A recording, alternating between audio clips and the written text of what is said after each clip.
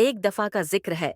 एक छोटे से गांव में जो जंगलात से घरा हुआ था, एक छोटी सी लड़की रहती थी जिसका नाम लेली था। वो बहुत मेहरबान थी और अपने घर के करीब जंगल की सीर है करना बहुत पसंद करती थी। एक धूप वाले दिन जब वो मैदान में घूम रही थी तो उसे एक छोटा सा खरगोश नजर आया जिसकी नर्म सफेद फर थी और उसकी आंखों में बड़ी मासूम सी हैरानी थी। खरगोश गुम और खौफजदा लग रहा था। लैली आहिस्ता से उसके करीब झकी और सरगोशी में बोली, फिक्र न करो प्यारे, मैं तुम्हें कोई नुकसान नहीं पहुंचाऊंगी। उसने अपना हाथ आगे बढ़ाया और खरगोश धीरे धीरे उसके करीब आया।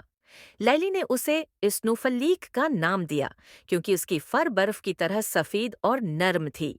इस दिन के बाद स्नोफलीक और लिली बेहतरीन दोस्त बन गए। हर रोज स्कूल के बाद लिली मैदान की तरफ भागती और स्नोफलीक वहां इसका इंतजार कर रहा होता। वो घास में छिपने और ढूंढने का खेल खेलते, जंगली बेर खाते और आसमान में बादलों को सस्त रफ्तारी से तैरते देखते। जैसे जैसे वक्त गुजरता गया, इन दोनों की दोस्ती मजीद गहरी होती गई।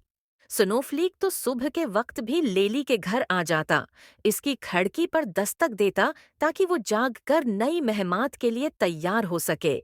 गांव वाले भी मुस्किराते जब वो लेली और उसके खरगोश को मैदानों में दौड़ते देखते, उनकी हंसी फजा में गूंजती।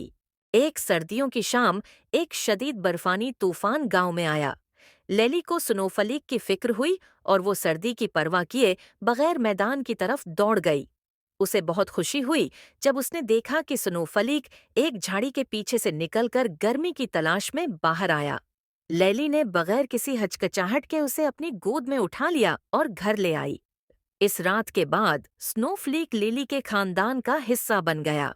इसके लिए आतिशदान के पास एक छोटा सा आरामदह कोना मखसूस किया गया, जहां वो हर शाम आराम से बैठ जाता। और हर सुबह दोनों दोस्त अपनी मेहमात जारी रखते, अब पहले से भी ज्यादा करीब। यूं वो छोटी लड़की और उसका प्यारा खरगोश खुशी खुशी रहने लगे, हमेशा साथ साथ, हर मौसम में, ये जानते हुए कि उनकी दोस्ती एक कीमती खजाना है जो कभी खत्म नहीं होगा।